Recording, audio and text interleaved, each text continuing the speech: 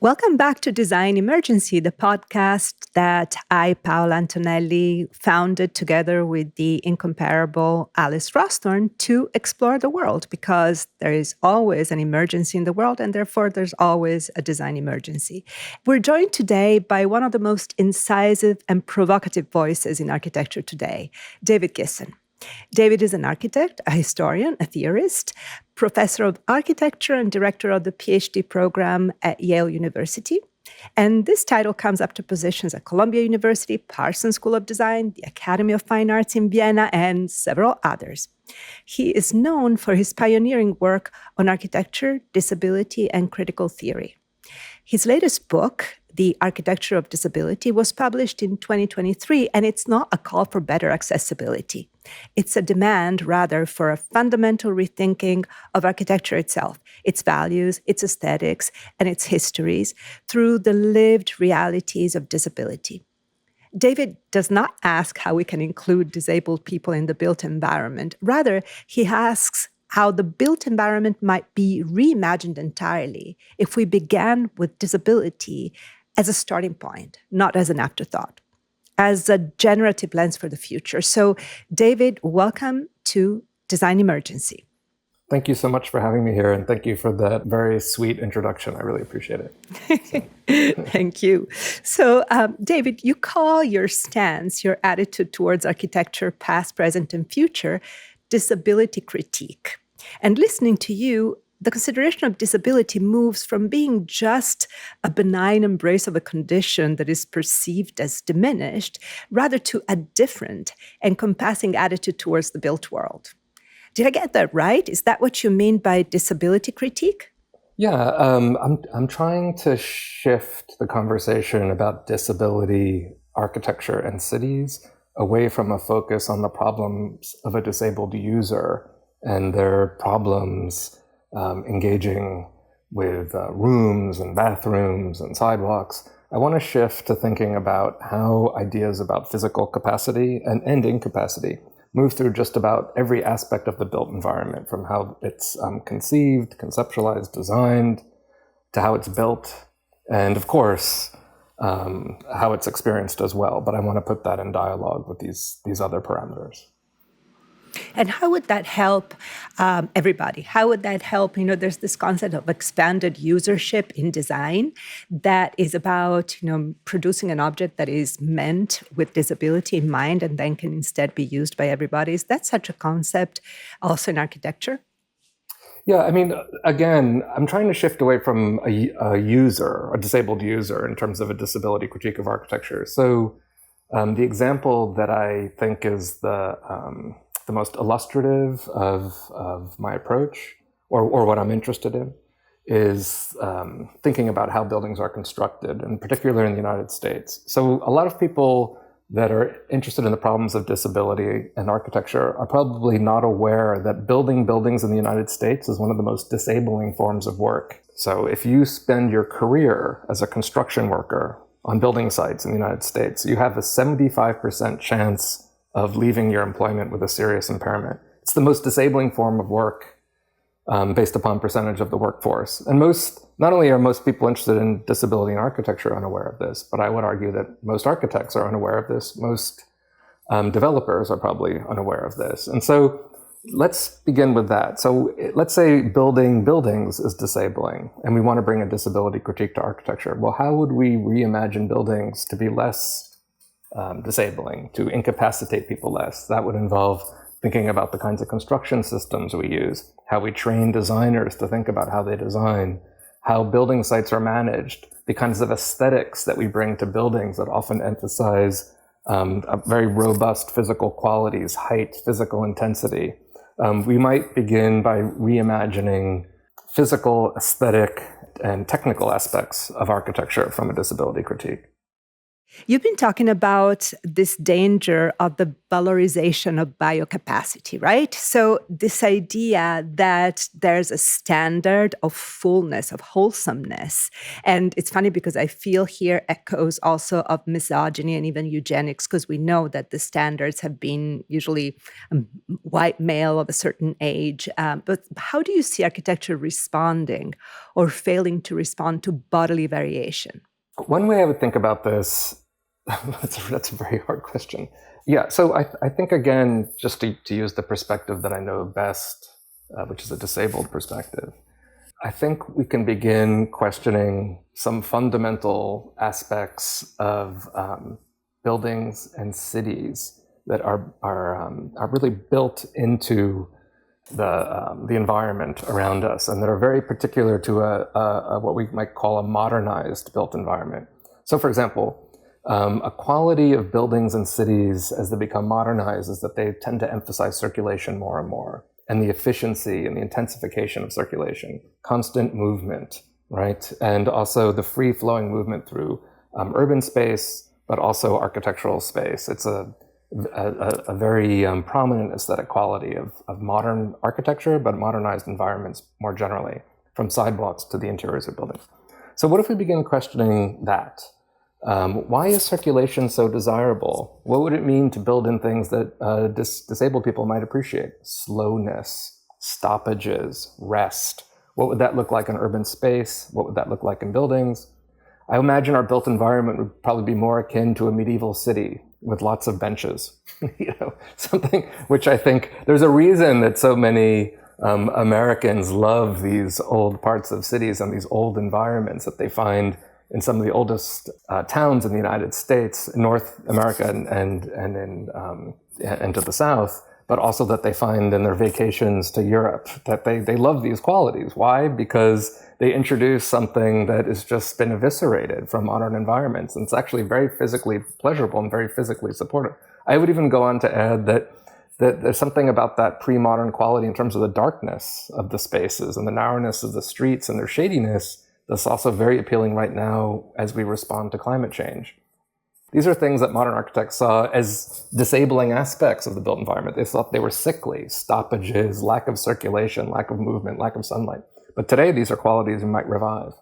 There's a trade-off in adapting to different situations. Let's say you are what is considered a normally abled person, and all of a sudden you're surrounded by space that is comfortable to everybody. There's an adaptation that actually makes you work for almost a better kind of feeling of success. Interestingly, when I was reading you and your commentary about the city, I was also thinking of the opposite extreme of the spectrum of biocapacity. I was thinking of parkour. Parkour has always fascinated me, this idea of using the city in a different way. So it seems to me like you argue for a different spectrum of use of cities and of use of the built environment. Would that be fair to say? Yes. In fact, the parkour example is a good counterpoint to what I'm trying to position or suggest that we pursue. So, for example, I love those images of those very athletic, often young men, young women doing parkour, climbing up walls and on rooftops. For me, it reminds me of a type of almost like a situationist idea of the city, that the city is a kind of playground that we should transgress and move through in ways that are not prescribed. I'm completely for that. However, I would say that that kind of situationist takeover of urban space or misuse of urban space often celebrates a very kind of athletic, physically nimble quality that for me is very difficult to relate to. So what would disabled parkour be? Would it involve like crawling through city streets or limping or rolling, who knows, right? Yeah, and indeed, you're talking about this different use of the city that is almost like an art performance. And there were quite a few in the glorious 1970s where people were much more radical and maybe closer to your radical reframing. So many of these movements were led by artists. I'm thinking of, for instance, the disability art movement in the the UK. But in particular, I would like to touch on the Green Lawn movement, the Japanese Green Lawn movement that you really examined in depth in a recent lecture at Efflux. So it's called Ayoshiba no Kai, and it was a disability rights group from the 1970s in Japan that was focused on challenging views of disability, in particular cerebral palsy. Can you tell us about that? It almost reminds us all of Pope L, the American artist. Yeah, it's very similar. Thanks for bringing that up. I first learned of the Green Lawn on a trip to Japan to have a meeting about the translation of my book that you mentioned, The Architecture of Disability, into Japanese. I didn't know anything about the movement until that time.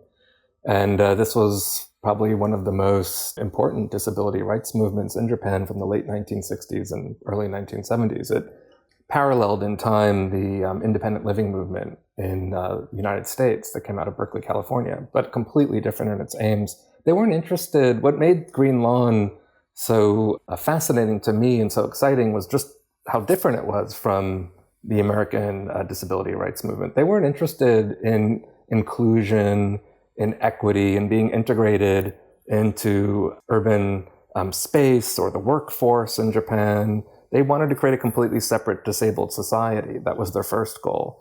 And so they created a village for themselves to the north of Tokyo, where they created this very briefly lived utopian society. Almost all of the members had cerebral palsy. And there were various laws in Japan that were very eugenic. In fact, there was a law called the eugenic law, which more or less prohibited people with cerebral palsy and other impairments that were wrongly imagined to be congenital from having children, or really discouraged them from having children. And so they lived in this village, and many of them raised families. They eventually resettled into various cities throughout Japan. They left the village, but they were always very radical, and they had this mantra that we reject able-bodied civilization. And they would conduct these performing actions that, yes, very similar to Pope L, as you mentioned, where one of the members would crawl across a crosswalk at a major intersection on a road. Another would carry a camera and had very, very significant limps and awkward movements because of his cerebral palsy, and would photograph people in subway stations in Japan in a way that made able-bodied people feel like they were being observed in a way that many disabled people had been.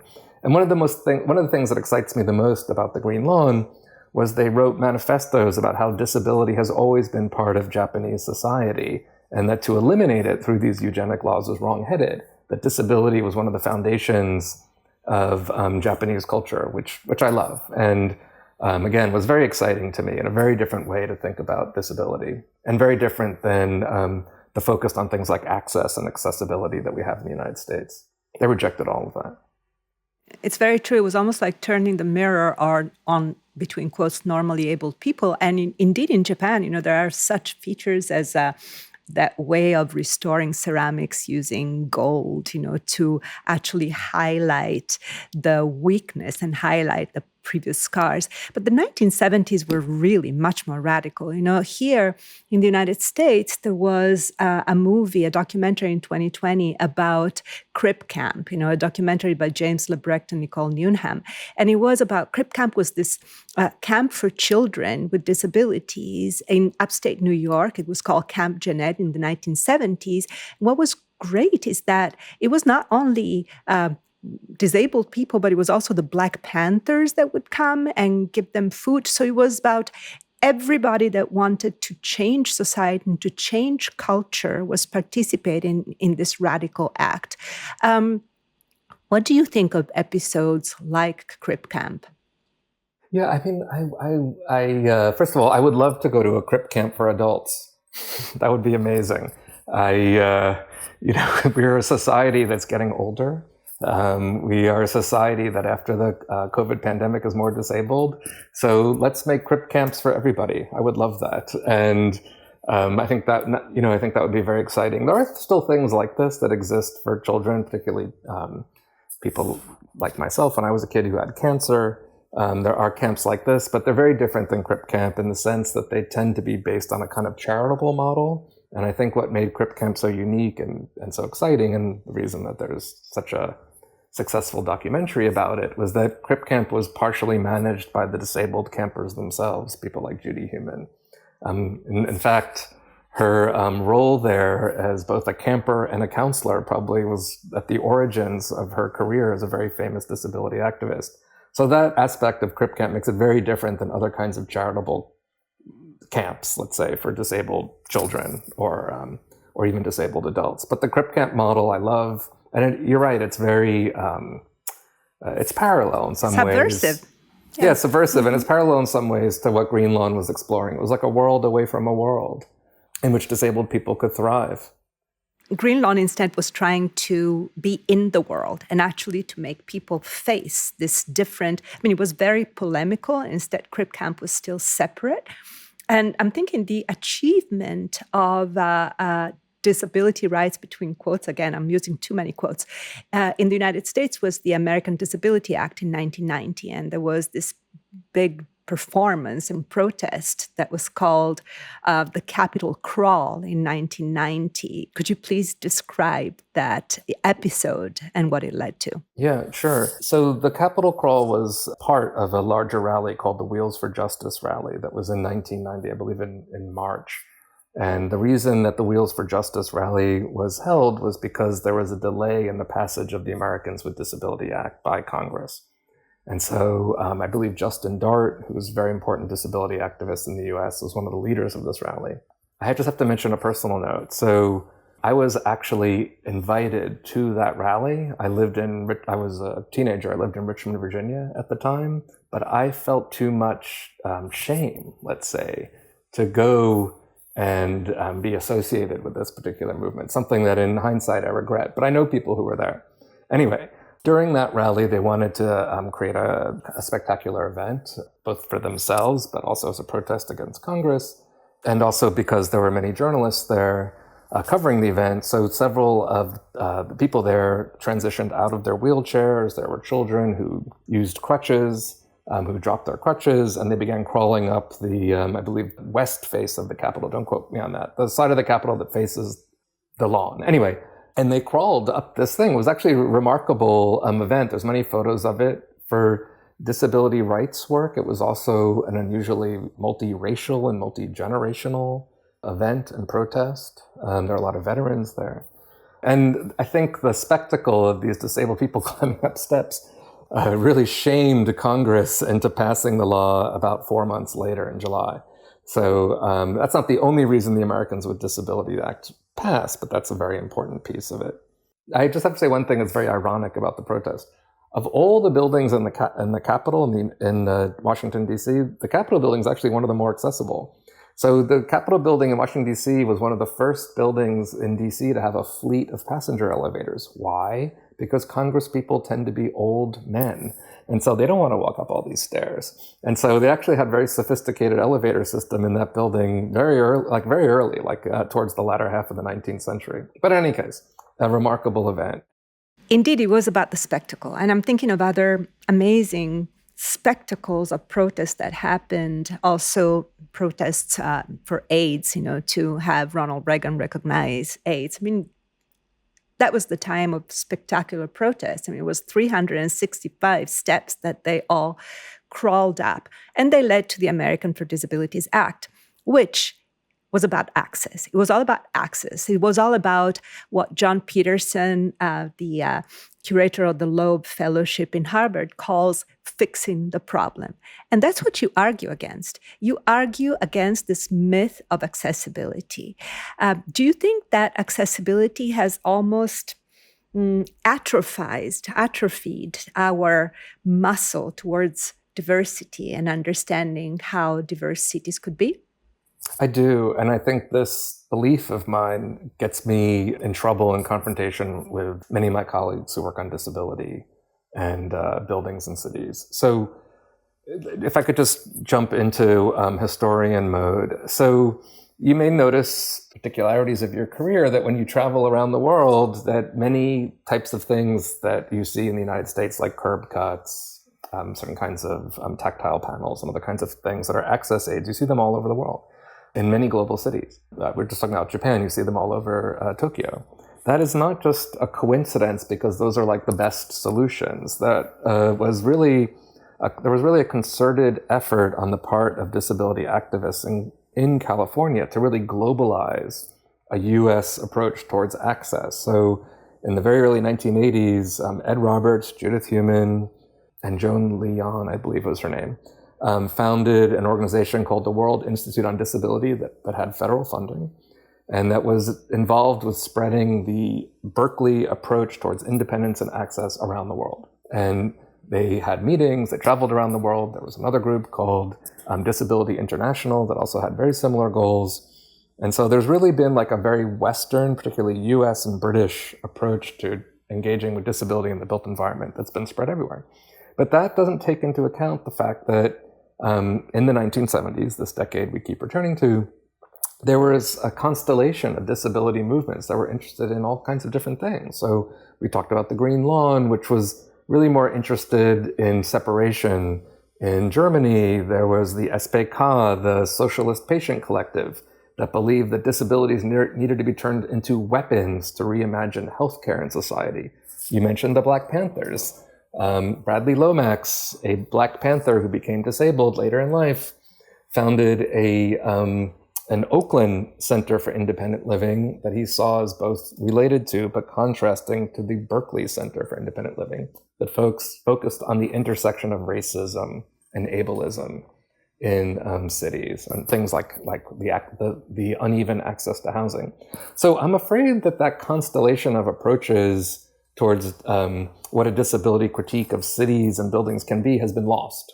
And we really only focus on access. And because access is also built into the laws in the United States, that also further reduces our capacity to see these other ways of thinking about the problems of architecture and disability. You bring one example in your book of not rejecting this aesthetic and cultural recognition of weakness by talking about landscape design. You talk about Adriaan Geuze, the Dutch landscape designer, and a remarkable project that they did for Madrid that is about planting. Please tell us about it. Okay, thank you for mentioning that. I love that project. If I can just briefly say that I first saw that project after I wrote this book called Subnature, which that book was about how to bring the aesthetics of frailty and degradation and, let's say, disgust into the aesthetics of landscape and nature in architecture and landscape design.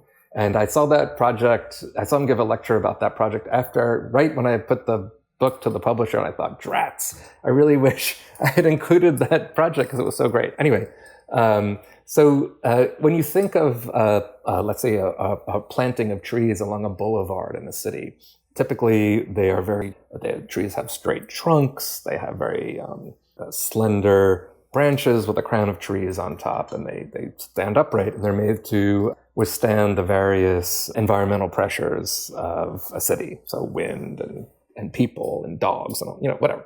So for these trees in this park in Madrid, I believe it's called Madrid Rio, West 8 specified these trees that could barely stand on their own that had gnarled trunks. And in the first design for the park, they created these things that look like crutches, bright red crutches to hold the trees up. And eventually they used other forms of stanchions that also look like canes and crutches. And so these trees that can't stand up on their own are held up with this armature that is like assistive aids that a person would use. And I just find that such an affirmation of the fact that weakness and impairment is woven into not just human history, but natural history as well. And so to see that, I just think is very affirming about the kinds of things that people like myself experience as disabled people. I don't want to make too much out of the project. I mean, it's a landscape project, but it's just a very subtle thing that the kinds of aesthetics that we impart to landscape design in our selections of trees or other kinds of species, or what kinds of plants and animals we value in urban spaces, that those decisions often valorize strength and functionality above weakness. I can just briefly give more. Well, because we're both New Yorkers, one thing I think about is that when you read the newspaper, we'll hear that certain kinds of trees are being encouraged to grow in certain parts of the city, or certain kinds of aquatic creatures are being encouraged to thrive in our waterways because they clean pollution, because they clean air, because of their functionalities. And we don't really have an appreciable way to understand how we might select things that require care and maintenance, that are weak, and have a kind of, in which we have a reliance on each other. That would be a wonderful, I think, attribute to build into the landscapes that surround our cities. I find that very powerful. I agree with you, and it's similar to the danger of the valorization of biocapacity, because you talk about this use of nature in the cities as rehabilitative, right? So it's all about fixing problems as opposed to embracing problems. But what is fascinating about the Rio project by West 8 is that these tree crutches are red and beautiful and very visible, and they're standing next to skateboarders' bowls. So it's this coexistence of all the different levels of biocapacity, weakness, and also the vulnerability that is so valued today in any kind of discourse. Your book and your practice blends your personal narrative with very rigorous theory. How has your own experience shaped the way you teach design? And what has been the reaction of students and other practitioners? Yeah, so thanks for that question. Let me just pause for a second, because talking about my own journey through this profession has not always been an easy one. So I was diagnosed with bone cancer when I was 16 years old, and so I was in high school. And I was already a little bit interested in architecture, but I became a patient at Sloan Kettering in New York City for several years, and became very, very interested in architecture, became almost obsessed with it. And after numerous surgeries, this bone cancer that I had, I became an amputee when I was in college, when I was going through architecture school. And then when I was in graduate school, I was obviously went through graduate school as a disabled person as well. So I've gone through my entire, let's say, my academic career as an architect, as an architecture student, as a disabled person. So it's always something I had to think about. And one of the things is that architecture school is very physically demanding in ways that are not obvious.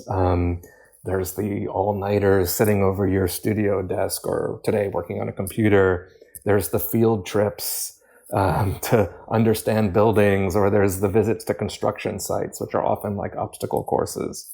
All of these things are very physically difficult. So I had an experience when I was going through one of the worst bouts of my illness when I was actually in college, when I was completely incapacitated.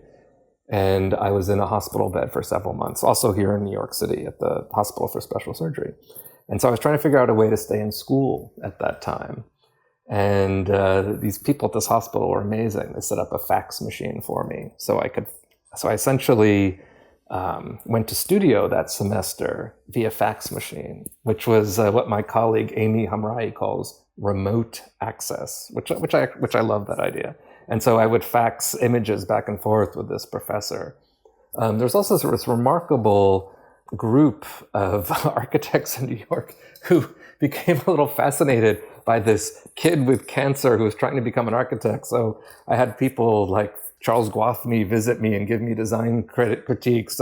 Richard Meyer sent me architecture books. I got to meet Philip Johnson twice. It was just like this bizarre kind of otherworldly experience of welcome to the architecture scene in New York City. Anyway, all that's to say was that there was a very large support group that helped me stay in school that were very, very generous. And that definitely inspires my thinking and attitude towards my own students. So as you can imagine, because of my work, I tend to have a lot of disabled students at the universities where I teach want to take my courses.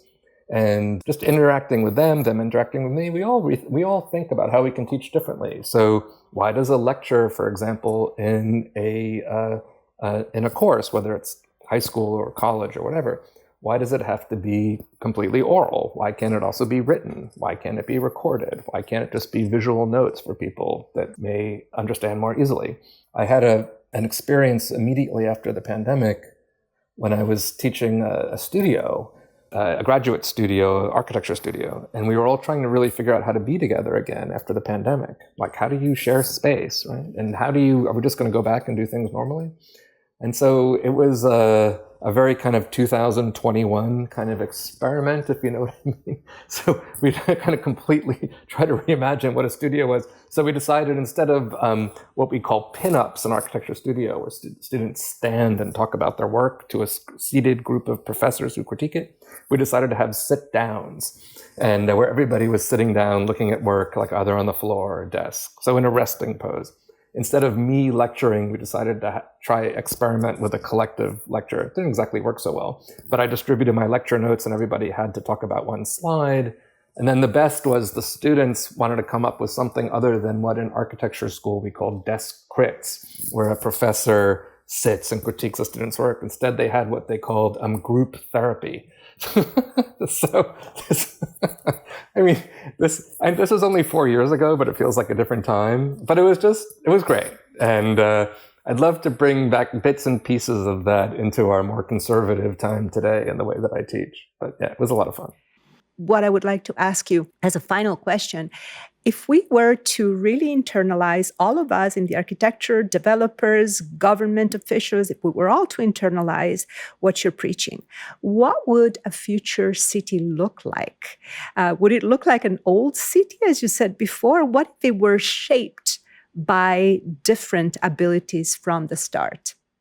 Can I give you a very long answer to that question? So I want to talk about a historic example and two contemporary examples. Okay.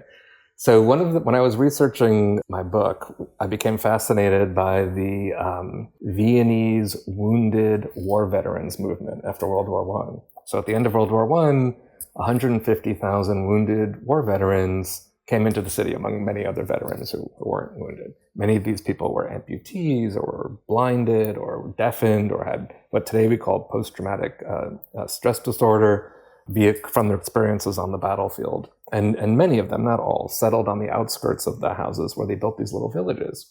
And these were mostly one-story structures that had shared agricultural plots where they could grow food. None of them could be employed generally, and there was very little work to be had anyway. So they was like self-supporting communities. The city of Vienna became fascinated by these, but also wanted to control them and manage them. And so they asked the person who was the head of urban and architectural planning for the city at the time, an architect we both know very well, Adolf Loos, to go and study them. And he studied these communities and he drew up plans for a small city. I mean, really the word should be a village of self-built buildings with very long garden plots. And it was fascinating. And he thought of through everything, like could we have like a one-story building with a very long garden plot? If it had to be a two-story building, how could we reimagine the approach to stairs so somebody who can't walk upstairs easily could get into them? So he created these like quarter staircase flights of stairs, these very short flights of stairs. We could take a stair, rest. Anyway, there's I think about a dozen of these were built. I think about 6 survived, but it was really remarkable. Anyway, flash forward. I had the good fortune to work on 2 different projects with 2 different teams of people that explored what a disabled city might be, or reimagining a city from a disabled perspective. So one was sponsored by your colleague, Barry Bergdahl, at the Center for Architecture. And I and some colleagues put together a team of mostly all disabled designers, authors, cultural figures to rethink a small neighborhood in Berkeley, California, via the kinds of perspectives of disability today. So in addition to things like making this part of Berkeley a little bit more accessible, of course, we also were trying to reimagine ideas about property. Like how could we improve access by people sharing property and removing these kinds of divides that Americans often have, these sharp divides between their parcels of lot. When you share property, what kinds of forms of access and communalism can begin to come out of that? And so that was a wonderful project that right now is in an exhibition at the Victoria and Albert Museum, curated by Natalie Kane, called Design and Disability, and also an exhibition in Korea on disability. The very last project that I want to mention that I'm working on right now with a group of people that relates to your question is for the Chicago Architecture Biennale. And I'm working with Ignacio Galan, Nick Roseborough, and Alessandro Orsini on a project called Fragments of Disability Fictions. And we're reimagining a future New York City, let's say 50, 60, 100 years from now, in which various parts of the city have been reimagined through the lens of a disability perspective on the city. So one group in our team is reimagining like a tenement as a kind of almost like a disability commune in the manner of like Green Lawn or something you might see in Berkeley with these wonderful ramp structure encasing it. Another part of our team is exploring the waterfront and imagining how we might introduce disabled bodies into the water to create new kinds of public space along the waterfront. The last part, the thing that I'm working on most closely, is reimagining a block of New York City as a one-story city. So just one story. What would a one-story tenement building look like? What would a one-story brownstone be? What would a one-story housing project look like? These are things that we're exploring, and we're imagining how that might come about, how this could be self-constructed, and really, in that case, reviving some of these ideas that were first explored in Vienna 100 years ago. So it's a lot of fun, and wish us luck. I wish you a lot of luck, and especially I wish you luck with the developers. But luckily, there are some enlightened developers that might understand that. But it's truly interesting because we sometimes forget that architecture is not only about materials and aesthetics and construction. It's also about legislation. It's also about culture. It's about peer pressure. So I feel that everything that we've talked about is so incredibly inspiring because it's about expanding our toolbox as architects, and it's about expanding our culture as citizens. So thank you very much. So this is Design Emergency, and today we talked with David Gissen, a remarkable theorist and professor and architect also, that speaks about a different approach to disability and architecture, and therefore to the architecture of disability. And, you will find, as usual, visuals related to this interview on our Instagram feed at design.emergency. And Alice and I invite you to explore our archive of episodes, conversations with designers, architects, thinkers, and activists around the world who are using design to address today's most urgent emergencies and build a better world for all species, all people, all ecosystems, and all cultures. Thank you, David, for being with us today. Thank you so much for having me. It was really terrific. And thank you for the very generous questions.